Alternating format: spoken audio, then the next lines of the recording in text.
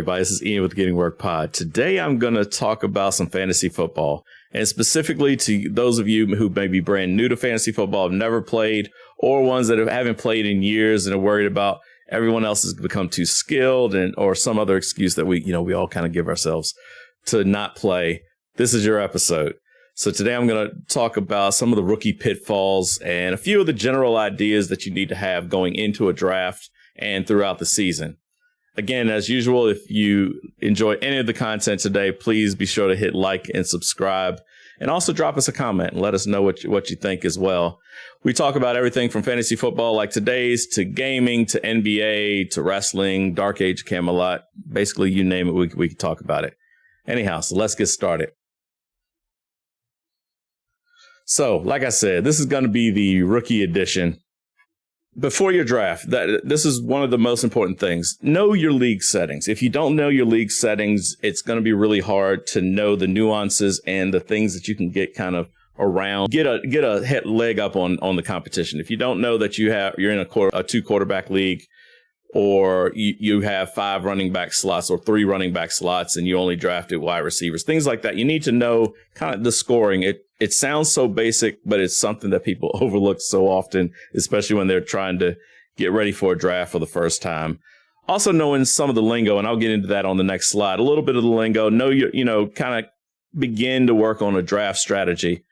Some of the other things, some of the basic stuff that you also need to know, especially for your league settings wise, is PPR versus non-PPR or half PPR. And all that means, and we'll talk about this a little bit, PPR is points per reception, half PPR is half a point per reception. And that's just where the guys get the catches and things like that. So know those differences. And then also start working on a little bit of a draft strategy. And that will include everything from doing some mock drafts will help you tremendously when it comes to this. So there's things called zero running back, where you don't take a running back for the first 4 or 5 rounds. Hero running back, where you take a running back first, your first round, and then you don't think about them again for quite some time.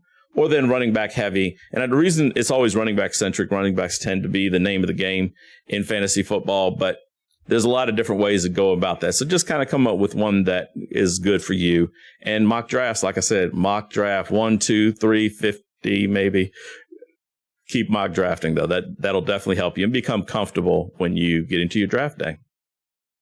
Again, knowing some of that lingo I was talking about, know your league. So is it a standard league? Is it a point per reception league?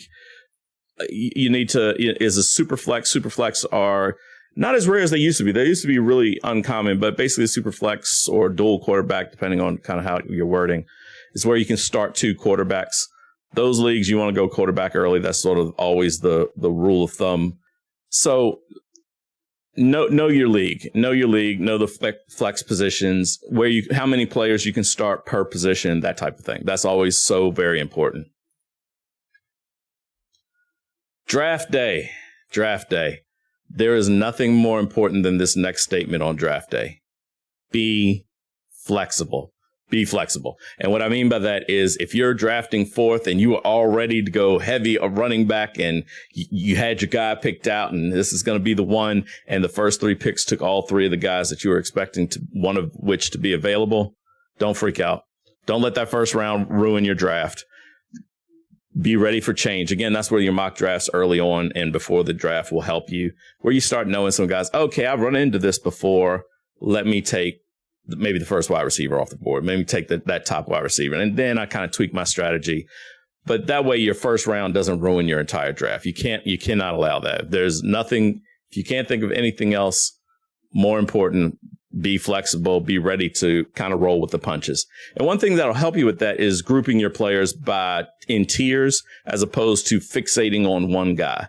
If you fixate on one guy and that guy goes before you expect him to go, it can have that ripple effect and go across the rest of the draft, and you're messed up for the whole rest of the time, right? And you don't want to have that. So again, knowing your league, knowing your standard, you've done the research, you've done your mocks, you've done your reading. One other thing I will say about when you're working on getting ready for your draft, don't buy the magazines. The magazines are out of date. This is the 101 stuff. Don't buy the magazines that you see on the shelf. they're out of date the moment that they're printed. So, and they usually print it back in March, April, before even training camps have started. So they're not nearly as worthwhile as they come across. It is good to have multiple sources to kind of get your information, whether it's us, whether it's other ones. There's tons of fantasy football stuff out there. And one of the ones that I personally like is Nick over at Fantasy Football Advice. He's really good. He bases a lot of things off of numbers and not feeling. That's excellent job. Can't stress that enough. But yeah, be flexible.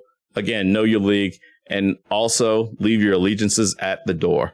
If I'm a Giants fan, I cannot load my roster up with a whole bunch of Giants. It's not going to go well for me, and I'm going to be very upset by the end of the Sunday or Monday, depending on the game, when the Giants has scored 0 points and my fantasy team also has lost. So leave your allegiances at the door. You want to get one of your favorite players? Hey, absolutely. It is fantasy football. You're supposed to have fun and enjoy. But if you don't like the Cowboys, you don't like the Eagles, you don't like whatever Washington's name is currently, leave that at the door. If there's a good player on their team, go get them if they're in the right spot. So always leave your allegiances at the door. Sounds so basic, really important. And then above all else, it's supposed to be an enjoyable thing. Enjoy fantasy football. Don't take anything too seriously. You're not the one that fumbled the ball at the 1 yard line. You're not the one that threw the interception. Those guys are going to feel much worse than anything you'll feel. Enjoy the game. Enjoy playing. Enjoy battling with your friends. Or if you're playing for the high stakes stuff, enjoy putting that money out there. Never put anything more than you are ready to lose. So that will help the enjoyment. But yeah, enjoy it. Have fun. Otherwise, this is Ian with Getting Worked. Again, join us. We also, Jared and I, we stream on Twitch, and we're on Discord as well. So there's the links right there. And again, if you enjoyed any of this, please be sure to hit like, subscribe, and drop us a comment and let us know. Later, fam.